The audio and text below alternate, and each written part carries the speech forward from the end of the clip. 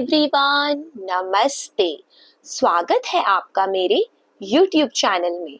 दोस्तों, आज का जो हमारा टॉपिक है वह है औपचारिक शिक्षा व अनौपचारिक शिक्षा में अंतर। इससे पिछले वीडियो में मैंने औपचारिक शिक्षा, अनौपचारिक शिक्षा और गैर औपचारिक शिक्षा के बारे में बताया है। अगर आप उस वीडियो को देखना चाहते हैं तो आप मेरे चैनल में जाकर देख सकते हैं।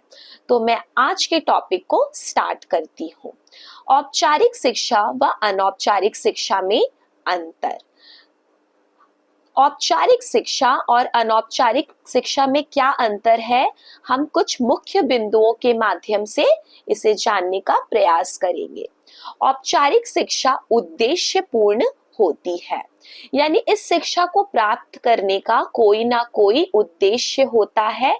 इस उद्देश्य की प्राप्ति के लिए ही छात्रों को विद्यालय या कॉलेज में दाखिला करवाया जाता है, यानी कि किसी उद्देश्य की प्राप्ति करने के लिए ही छात्र स्कूल या कॉलेज में एडमिशन लेते हैं।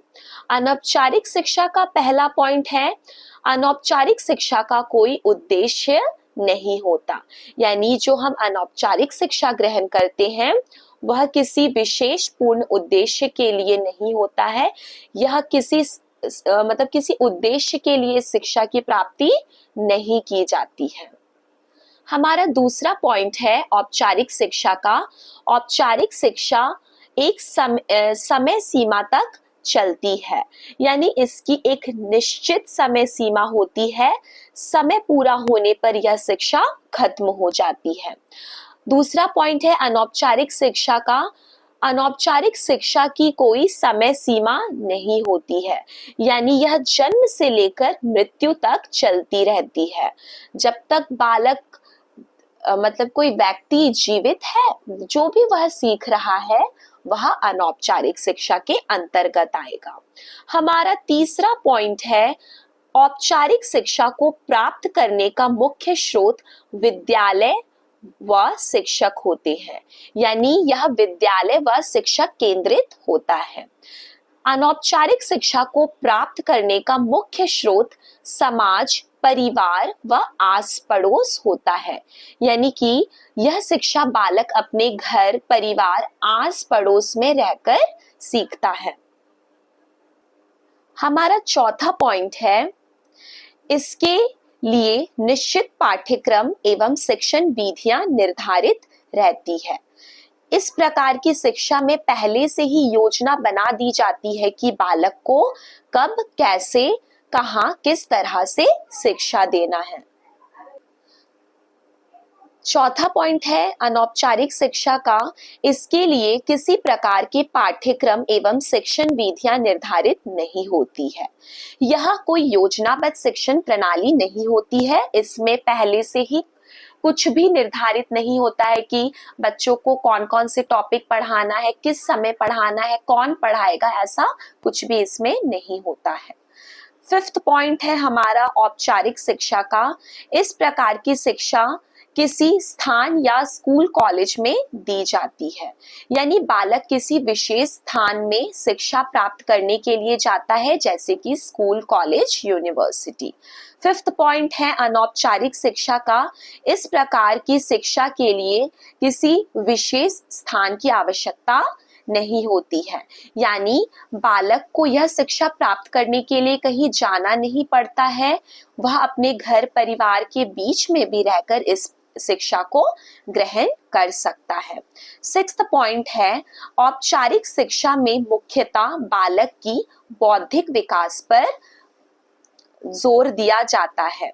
यहाँ पर प्रिंट मिस्टेक है, बोल लिखा है, जोर होगा, जोर दिया जाता है, यानी यह केवल बौद्धिक विकास पर ही ध्यान देता है, अपना ध्यान केंद्रित करता है केवल किस पर, बौद्धिक विकास पर। सिक्स्थ पॉइंट है हमारा अनौपचारिक शिक्षा का।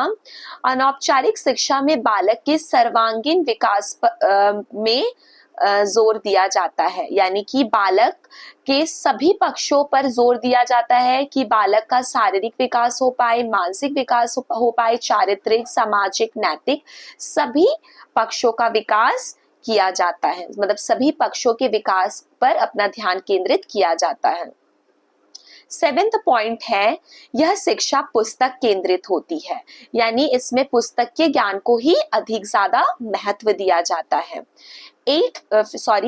7th पॉइंट है, यह शिक्षा अनुभव केंद्रित होती है, यानी कि इसमें बालक के अनुभव को अधिक महत्व दिया जाता है। बालक अपने परिवार से जो भी अनुभव लेकर आ रहा है, अपने समाज से जो भी अनुभव लेकर आ रहा है, उसे बहुत महत्व दिया जाता है। नेक्स्ट पॉइंट है 8 पॉइंट, औपचारिक शिक्षा में परीक्षा सफलता या असफलता पर प्रमाण पत्र या डिग्री दी जाती है। छात्रों को सबूत के तौर पर क्या दिया जाता है? प्रमाण पत्र, यानी कि सर्टिफिकेट, रिजल्ट प्रोवाइड कराए जाते हैं। 8 पॉइंट है, अनौपचारिक शिक्षा में किसी भी प्रकार का प्रमाण पत्र या डिग्री प्रदान नहीं करवाया जाता है।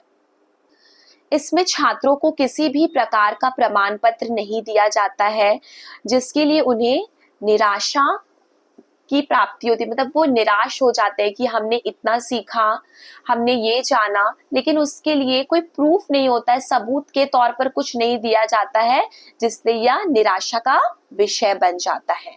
9th पॉइंट है, यह शिक्षा मूल्यांकन पद्धति पर आधारित होती है, यानी छात्रों की उपलब्धियों का समय समय पर पता लगाने के लिए उनका मूल्यांकन किया जाता है कि छात्र कितना सीखे हैं और कितना नहीं।